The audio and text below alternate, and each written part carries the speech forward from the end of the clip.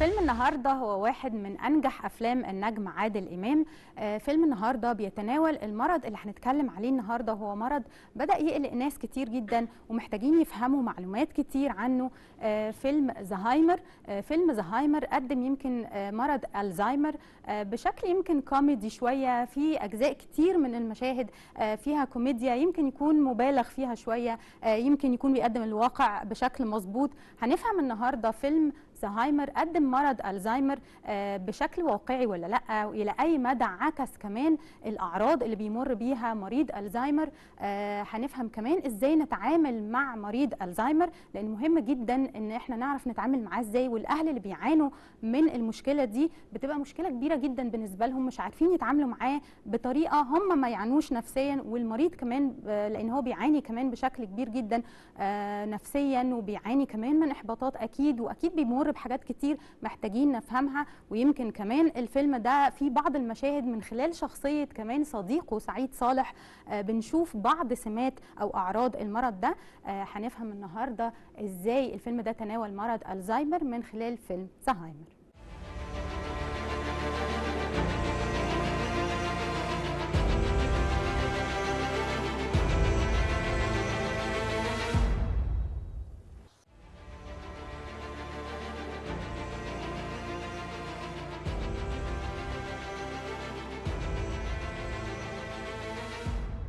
شفنا من خلال المشهد ده بعض الأعراض لمرض الزهايمر اللي بيمر بيها المريض، وهيوضح لنا النهارده ضيفنا اللي مشرفنا دكتور أحمد علي مصطفى، استشاري الطب النفسي والمخ والأعصاب. أهلا بيك يا دكتور معانا. أهلا بيك يا دكتورة رانيا، ومبروك البرنامج الجميل بتاعك الجديد. الله يبارك فيك يا دكتور. دايما برامجك هادفة، ربنا يوفقك دايما يا رب يا دكتور. شفنا يا دكتور من خلال المشهد بعض الأعراض اللي حتى جابه هو نفسه النجم عادل إمام كصديقه متفاجئ، يعني بيتكلم معاه ومش متخيل أو مستوعب إن هو فاكر حاجات، يعني فبالتالي كمان اتفاجئ ان هو بدأ يكلمه في حاجات هو مش عارف هو مين اصلا. فاكر حاجات قديمه جدا لكن مش فاكر حاجات قريبه. فالى اي مدى بقى الفيلم ده عكس، هو طبعا جزء كبير منه كان كوميدي يعني، وهو حتى في الفيلم النجم عادل امام كان يعني بدأ يتظاهر بان هو عنده الزهايمر عشان الحبكه الدراميه يعني. لكن المشهد ده بيوضح جزء من الاعراض. الى اي مدى بقى يا دكتور ده بيعكس فعلا مرض الزهايمر، ومن خلال برضو انك تشرح لنا ايه هو مرض الزهايمر واعراضه ايه؟ هو الحقيقه المشهد اللي انت بتتكلمي عليه ده مشهد معبر جدا وقريب جدا من الواقع الحقيقه يا دكتوره رانيا. لكن لو حبينا نبتدي القصه من الاول نقول مرض الزهايمر، في ناس بتقول عليه زهايمر، فاهمين ان الالف واللام دي الف لام تعريف، لكن هو فعلا اسمه الزهايمر. الحقيقه هو الزهايمر ده عالم الماني، هو اسمه ألويس الزهايمر، ده اتولد في 1864 في ألمانيا، هو عالم ألماني ودرس الطب في برلين. وقصة المرض بقى نفسه بدأت الحقيقة بعد ما تعين، بعد ما اتخرج من الطب وعمل الدكتوراه بتاعته، اتعين في جامعة في مستشفى في فرانكفورت. والقصة بدأت سنة 1901 لما جات لدكتور الزهايمر مريضه اسمها اوجست دايتر، كان عندها 51 سنه. واذا كنا عايزين نعتبر ان دي اول مريضه جالها الزهايمر فده غلط، لكن هي اول مريضه اكتشف فيها مرض الزهايمر. اتشخص بالظبط. هو لاحظ ان الست دي كان عندها 51 سنه بتشتكي من انها بتعمل تصرفات غريبه، وان الذاكره بتاعتها متاثره بصوره ما تتناسبش مع سنها، لانها لسه مش كبيره قوي للدرجه دي. الحقيقه كان بيعالجها من الموضوع ده على انها شيخوخه عاديه بس كانت مبكره. لكن بعد ما ماتت بعدها ب5 سنين، هو كان بيدرس علم التشريح كمان، يعني هو دكتور نفسيه وعصبيه وكان بيدرس علم التشريح. فلما شرحوا المخ بتاعها اكتشفوا تحت الميكروسكوب ان في الخلايا العصبيه بتاعتها او في المخ بتاعها ترسبات وتجاعيد وتكتلات من الالياف بصوره غريبه قوي ما شافهاش قبل كده. بعد كده هو اتنقل لمستشفى تانية في بولندا، وكان أستاذ هناك، كثف أبحاثه السريرية والتشريحية على المرضى، واكتشف أن أعراض المرض ده بتظهر بعد 10 سنين من حدوث تغيرات في المخ. يعني بيبقى فيه تغيرات في المخ بتظهر قبل ما تظهر الأعراض دي على المريض بحوالي 10 سنين. نتيجتها بتبان بعد 10 سنين. يعني التغيرات دي لو بتكتشف يعني ممكن تتشاف لكن الاعراض ما بتظهرش على المريض اللي بعد 10 سنين تقريبا، لما بتزيد بيتا اميلويد بيحصل فيه تكتلات كده وبيظهر في الخلايا العصبيه، وبروتين تاني اسمه بروتين تاو بيحصل فيه تكتلات من الالياف العصبيه. مع الوقت البروتينات دي بتزيد وبتؤدي لتراجع في الوظائف بتاعه الخلايا العصبيه وضعف في الاتصال ما بينها، يعني بتخلي الاتصال، والمخ عباره عن خلايا عصبيه متصله مع بعضها، فبيبتدي الاتصال بين الخلايا العصبيه دي وبعضها بيبقى منقطع، وهنا بتبتدي تظهر اعراض المرض. وهو الحقيقه لقى ان الاعراض دي موجوده في ناس كتير بقى من بتظهر عندهم علامات الخرف. واحنا عشان كده بنقول ان الزهايمر هو نوع من انواع امراض الخرف. احنا كنا عملنا قبل كده حلقه زمان عن امراض الشيخوخه، وقلنا زي الباركنسونيزم، زي الديمنشيا بتاعه التقدم الشديد في العمر، زي الالزهايمر، زي حاجه اسمها ديمنشيا اوف ليوي بودي، اتكلمنا عنها. لكن لقينا ان الالزهايمر ده بيمثل 70% من المرضى اللي عندهم خرف. يعني اغلب اعراض الشيخوخه او الديمنشيا بتتشخص انها الزهايمر. الحقيقه الزهايمر ده بيظهر في الاول باعراض عباره عن شويه نسيان بسيط. اولا هو اول حاجه بتظهر على مريض الزهايمر العصبيه والتوتر. ليه؟ لان في بدايه الامور هو ما بيكونش لسه الحاله تدهورت قوي، بيكتشف انه بينسى كتير، مش مركز، فده بيخليه عصبي جدا وبيخليه مكتئب. ودي بتبقى بدايه الاعراض، انه عصبيه واكتئاب بدون لازمه مع شويه نسيان بسيط. مع الوقت النسيان ده بيزيد وبيبقى ملحوظ جدا. فاول حاجه هو برضه بيبقى مش متاكد ان هو عيان، فبيبتدي يشك، لانه لما بينسى كتير في حاجات كتير بتضيع منه، فبيبتدي يشك ان في حد بياخد حاجته، وبيبتدي يتهم الناس انهم بياخدوا حاجته. فاول حد بيتهمه غالبا الخدم، الشغاله او كده. وبعدين لما الموضوع ده بيزيد ممكن يشك في اولاده، ممكن يشك في اقرب الناس اليه ان هم بياخدوا حاجته، وبالتالي تصرفاته طبعا بتبقى بتتغير. يعني انا فاكر مريضه جات لي مره بتقول لي انا من 5 سنين ضاع مني حوالي يعني مجوهرات بحوالي 50,000 جنيه، وساعتها كنت بعزل من بيت لبيت وقلت هي ضاعت مني في العزال اكيد. وبعد 5 سنين لقيت مامتها اللي ساكنه تحتها في الشقه اللي تحتها بتقول لها خدي المجوهرات بتاعتك دي انت كنت نسيها معايا. فالبنت استغربت جدا بعد 5 سنين ان امها يعني كان معاها المجوهرات دي كلها، وامها عارفه ان المجوهرات ضايعه منها، وبعد 5 بتقول لها المجوهرات دي بتاعتك خديها كنت ناسيها معايا. الاغرب من كده ان بعد كام يوم امها نفسها رجعت قالت لها فين المجوهرات بتاعتي اللي انا اديتها لك من كام يوم، انت خدتيها ليه؟ فبيبقى عنده تشوش ذهني جامد جدا. طبعا ده بيخليه كمان بيتلاحظ على مريض الالزهايمر انه بقى شويه في سلوك باسي شويه، يعني بيحب يسيطر، يعني اعملوا ده لا بالطريقه اللي انا عايزها بالظبط، لانه بيبقى شويه في عنف في تفكيره وشك في اللي حواليه، فبيبقى غالبا عنده شويه كده ايه، تحس فيه عدوانيه في تصرفاته. برضو بتلاقي ان هو ممكن يبقى مشوش بقى كمان من لما الذاكره بتاعته بتزيد بتضعف اكتر، بيبتدي كمان يتخيل ان في ناس ميتين لسه موجودين، فيبتدي يتكلم مع اولاده فين عمكم؟ عمكم ما جاش ليه بقى له فتره، وعمهم ده ميت مثلا بقى له 10 20 سنه مثلا ولا حاجه. فبتبقى طبعا الاعراض كلها بتبقى بالنسبه للاهل كمان بتبقى صعبه جدا، التعامل بيبقى معاه شويه صعب، والحاله بتتدهور بالتدريج على مدار سنه ورا سنه لحد ما يبتدي كمان ممكن ينسى في الاخر اسماء اقرب الناس اليه. حكايه انه بيفتكر حاجات قديمه زي المشهد اللي احنا شفناه مع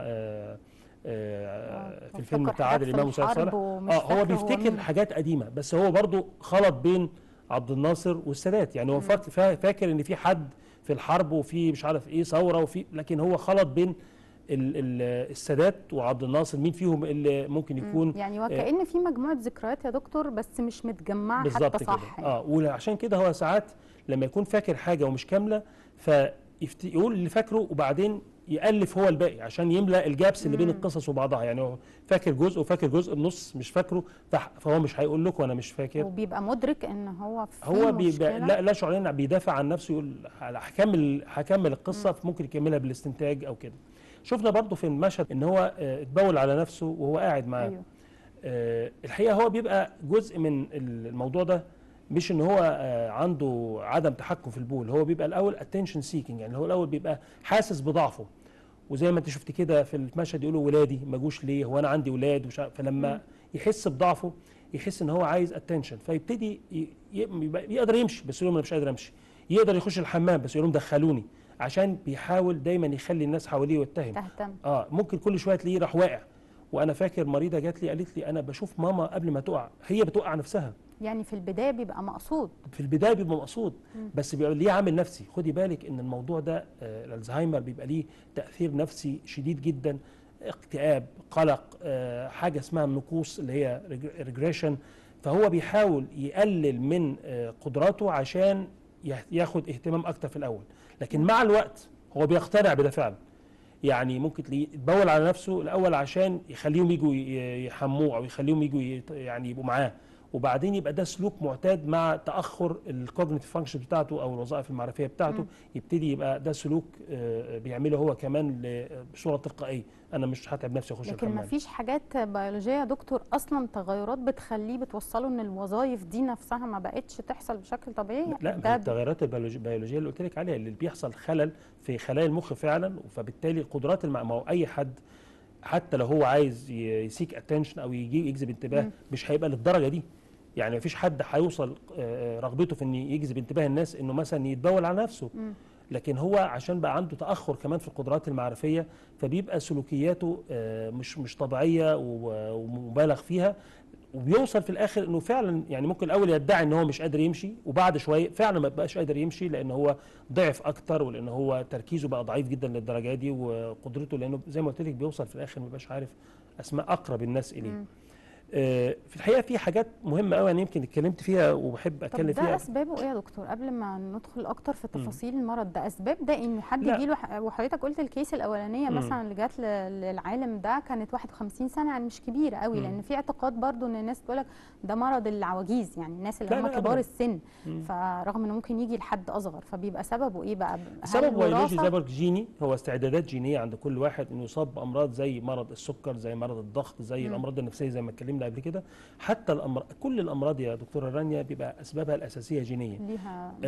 والتغيرات دي بيتم اكتشافها باختبارات معمليه، يعني في تحاليل ممكن تتعمل عشان تديتكت او يشوفوا مستوى نسبه بروتين تاو او البيتا اميلويد، وان كان هي ما بتبقاش كونكلوسيف برضه، يعني ما بتبقاش مش دليل، لكن يعني التشخيص اساسا حتى الرنين الام ار اي وكده بيظهر فيه تغيرات. بس الحقيقه احنا لما بنعمل ام ار اي لمريض عنده الزهايمر ما بنعملوش عشان نكتشف الزهايمر بالام ار اي، احنا بنعمله عشان نستبعد الاسباب الثانيه، ان ما يكونش عنده ورم، ما يكونش عنده نزيف، ما يكونش عنده تكيس، يعني يعني القصه ساعات تبقى دايجنوزز باي اكسكلوجن، ان احنا يعني بنشخص لما بالاستبعاد يبقى وبعدين ما عندوش لا تصلب شرايين بسبب الضغط ولا عنده سكر، فبيتشخص ده انه الزهايمر، خصوصا لما بيجي في سن مبكر شويه عن المعتاد. وانت عارفه ان خدي بالك ان موضوع السن ده كمان، يعني منظمه الصحه العالميه قالت ان نسبه كبار السن هتتضاعف من 12% من البوبوليشن ل 22% من البوبوليشن. يعني بدل، وما قالوا رقم تقريبي من 2015 ل 2050 بدل ما هم مثلا 900 مليون شخص فوق ال60 في العالم، هيبقوا حوالي 2000 مليون شخص.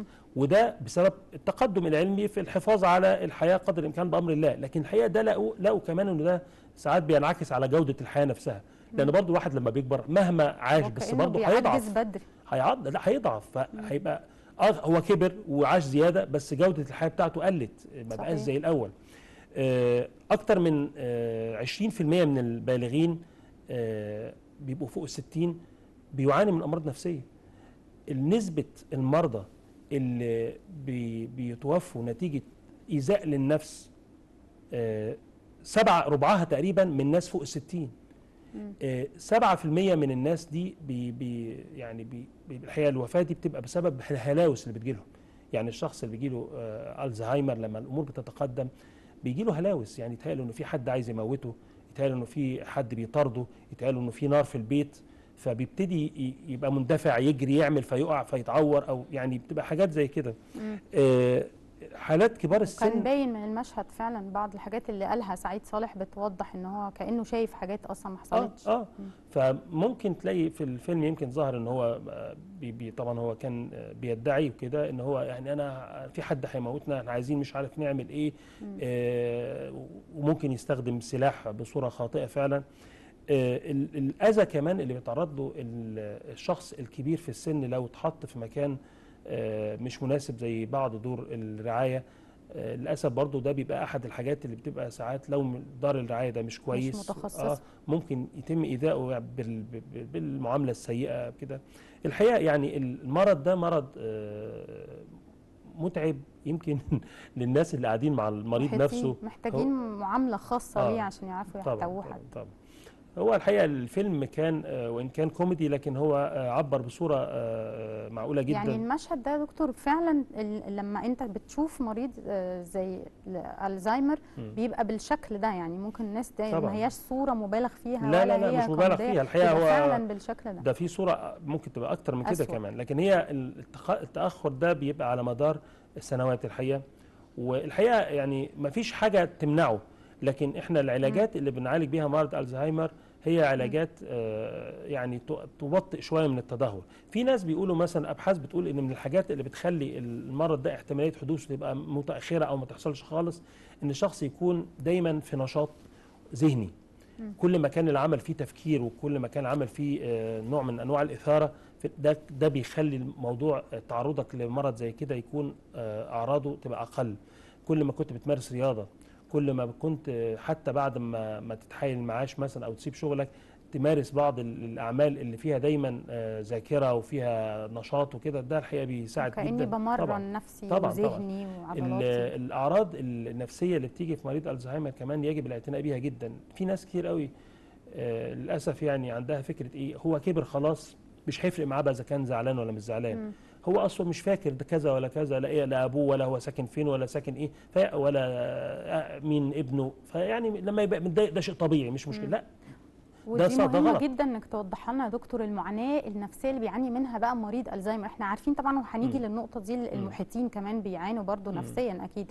لكن هو كمان بيعاني ازاي نفسيا ومدرك ولا لا؟ لان الناس ساعات بتبقى متلخبطه الان ان هو مش فاكر يبقى خلاص هو مش مدرك اي الواقع اللي حواليه اصلا. هي المشكله النفسيه بتاعت تاثره بحالته بتبقى اكتر في البدايه، لان هو بيكتشف ايه ده، انا ناسي حاجات مهمه، ايه ده الحاجات بتضيع مني، الناس دي مالها بتاخد مني حاجه ولا ايه، هو انا الناس اللي انا عايش معاهم طول عمري بداوا يسرقوني، هو انا في حد ممكن يخش عليا يضرني، هو انا ممكن حد ممكن يكون بيهددني. هو الموضوع ده لما بيكون في بدايته وهو مش مدرك المرض فبيبقى مقتنع ان التهديدات دي حقيقيه او ان فعلا حد بياخد حاجته، فالحقيقه بيبقى زي ما قلت لك بيبقى عصبي جدا، بيبقى مكتئب، بيبقى متوتر، بيجي للدكتور لما اهله بييجوا يكلموني عن الحاله وبعدين يخشوا لي هو الاول بلاقيه حزين جدا، وبيبتدي الاول بيبقى متحفظ ان هو بيبقى شاكك في الدكتور كمان انه ممكن يكون متفق مع اولاده عليه، هم جايبيني هنا عشان متفقين عليا، لحد ما الدكتور يعرف يكسب ثقته تدريجيا. بيبتدي يكلمه بقى على ان انا عايز اقول لك ان الناس اللي بره دي اللي جايبيني دول مش كويسين معايا، دول بياخدوا حاجتي، دول كذا دول كذا، وممكن يقول لي دول مثلا دول مش ولادي ولا حاجه، انا ما اعرفش مين دول. تخيل انت قاعده مع ناس وبيقول لك احنا وانت مقتنعه ان هم مش ولادك. تخيلي زي ما هو صحي كده في بدايه الفيلم، لو صحي من النوم فلا واحده بتقول له انا الممرضه بتاعتك وهو ما يعرفهاش، واحده طبعا هو كان طلع في الاخر ده دي مؤامره، يعني كانت مؤامره، بس هو ده لو حقيقي فعلا لو حاله بتزيد ممكن يقول انا مش عارف مين دي، مين ده. هتلاقي مثلا قاعد مثلا ست قاعده مع زوجها مثلا وبعدين يخش عليها مثلا ابنها تقول له مين ده، وبعدين مثلا ممكن راجل لو كبير قعد مع مراته مثلا وهو جاله الزهايمر يلاقي ابنه داخل يقول لها مين الراجل اللي انت جايباه في البيت ده مثلا، فبتبقى بالنسبه له حاجه مؤلمه جدا. لما الامور بتزيد قوي يا دكتور رانيا والزهايمر بيوصل لمراحل متاخره، الحقيقه الحته دي ما بتبقاش واضحه قوي عنده بقى، هو بيبقى يعني مش واخد باله من حاجه خالص وبيبقى مستسلم. هنا بقى هو محتاج الحقيقه بيبقى رعايه زي ما يكون بيبي بالظبط. هنا بقى بتبقى المعاناه بقى مع المحيطين. هو في الحالتين المعاناه مع المحيطين، بس لما الامور بتتاخر خالص بيبقوا طبعا حزنهم شديد جدا، لان ده مش فاكر مراته اللي قاعده معاه مثلا بقى لها 20 سنه مثلا ولا 30 سنه مش فاكرها، مش فاكر ولاده. الموضوع الاكل مثلا بيبقى صعب جدا، يعني صعب جدا ياكل، يحط الاكل في بقه ما يبلعوش، يعني يحط الاكل مثلا ما يبلعوش او يقعد يمضغ فيه كده بدون وعي وما يبلعش، يتحايل في كل لقمه ممكن اهله يتحايلوا عليه عشان يبلع اللقمه ده، هم بيبقوا عايزينه ياكل وبيخس طبعا جدا غالبا لانه اهتمامه بحته الجوع والمتع الحياه بيبقى معدوم تقريبا. بيبقى صعب جدا الحقيقه في المراحل المتاخره يعني. وده ياخدنا بقى يا دكتور للمحيطين بالحاله ويتعاملوا معاه ازاي، لانه زي ما قلنا محتاج معامله خاصه جدا ومحتاج ان هو طول الوقت كأن معاك طفل، محتاج تحتويه وتتفهمه وتبقى عندك صبر معاه. فيتعاملوا ازاي يعني؟ تدي الاهل كده اللي بيعانوا مع مريض الزهايمر، لان طبعا مش كل الناس عندها القدره ان هم يحطوا المريض معاهم او فرد من الاسره في مكان متخصص، يعني في اماكن بقت متخصصه لده، بس مش كل الناس عندها القدره دي. فيعملوا ايه ويتعاملوا معاه ازاي؟ لا هو طبعا الاولويه مش انه يعني حتى لو معاهم القدره الماديه يا دكتوره رانيا، مش الاولويه ان هم يحطوه في مكان متخصص، الاولويه ان هم لو الشخص ده عنده اولاد ان اولاده يعتنوا بيه في بيته، وده حقهم يعني حقه على اولاده وحقها على اولادها. ولو يقدروا يجيبوا نيرس ممكن او راجل او ست ايا كان يبقى في البيت، ده هيبقى افضل بكتير من ان هم يحطوه في مكان متخصص وما يشوفوهوش الا كل مره في الاسبوع او مرتين في الاسبوع. الحقيقه دور الدكتور هنا ان في بدايه الموضوع ان هو لازم يفهمهم الواقع، ما يخدعهمش، ما يقولهمش ان الموضوع ده هيتحسن وهيرجع زي الاول ببساطه، او لا، لازم يقول لهم الواقع ان احنا بنسعى اقصى قدراتنا ان احنا نخلي تدهور الامور اقل ما يمكن، وده موضوع حتمي ان هيحصل deterioration تدريجيا بقى، ممكن يحصل خلال سنوات اقل او اكتر، لكن المهم جدا هم الاعتناء بيه من الناحيه البدنيه، لان خدي بالك الفيزيائيه يعني هو ما بيشتكيش بسهوله، فممكن يبقى متعور وما يقولش، ممكن يكون في حاجه وجعاه وما يقولش، ممكن يكون عنده مثلا نوع من انواع المغص وما يقولش بسهوله، فلازم يبقوا دايما ملاحظينه، ملاحظين اكله، ملاحظين شربه، ملاحظين اخراجه بيخش التواليت ولا لا، عشان لو عنده امساك ممكن ما يقولش وتلاقي حصل له انسداد معوي مثلا وبنكتشف ده في الاخر خالص. مهم يحافظوا على نظافته. مهم جدا كمان بقى يعتنوا بالناحيه النفسيه اللي احنا قلنا عليها. يعني مش معنى ان هو مش فاكر ومش قادر ان احنا نسيبه مكتئب او نقول ما خلاص يعني هو مش لا، ده هو ممكن يكون عنده اكتئاب، ممكن يكون يحصل له اضطرابات في النوم، ممكن في اوقات ما ينامش، ممكن يقعد بالايام نومه قليل جدا، فهنا لازم نعتني بالنوم، لان قله النوم هتخلي الامور اسوأ، هتخليه عصبي اكتر، هتخلي تركيزه يضعف اكتر ما هو ضعيف، هتخليه بدنيا يبقى ضعيف.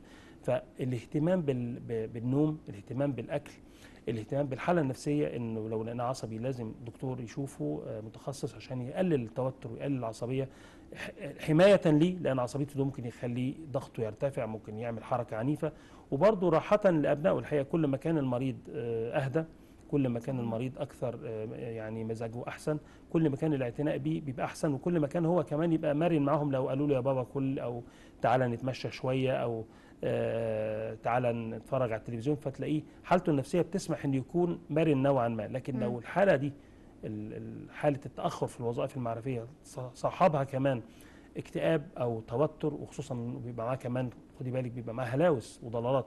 الحقيقه من الهلاوس والضلالات خطر جدا، بيتهيأله ان في حد هيموته، حد بيأذيه. الحقيقه ليها علاج برضه، يعني ممكن تكون في حالات الديمنشيا مش ما بنقدرش ندي الجرعات اللي بنديها في الاحوال العاديه حفاظا على حاجات معينه، يعني في توازن كده عندنا في الشغل بتاعنا بين النفسيه والعصبيه، لكن بالتاكيد الادويه دي بتقلل من مقدار الهلاوس والضلالات اللي بتجيله، اللي بتخليه عصبي، اللي بتخليه بيتهيأله انه في حد بيهدده او بياخد منه حاجه. يجاروه يا دكتور؟ يعني برضو دي بقى تب اخيره، يجاروه لما يلاقوه مثلا بيقول كلام غريب او بيقول، هل الاهل يجاروا المريض؟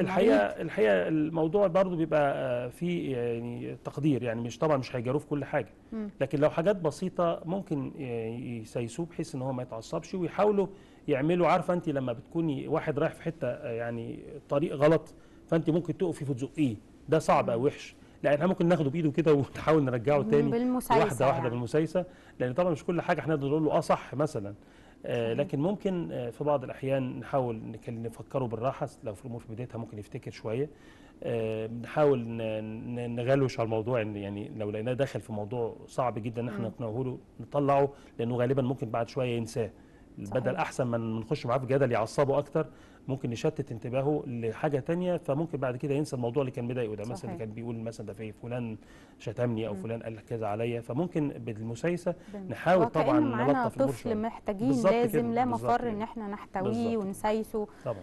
للاسف وقتي انتهى. انا بشكر حضرتك جدا دكتور احمد علي مصطفى، استشاري الطب النفسي والمخ والاعصاب. شكرا ليك يا دكتور. شكرا جزيلا دكتور رانيا، والتوفيق ان شاء الله. ان شاء الله. وبشكر كل مشاهدينا، والى لقاء اخر وفيلم جديد وموضوع جديد من سايكو دراما ومشكله نفسيه جديده.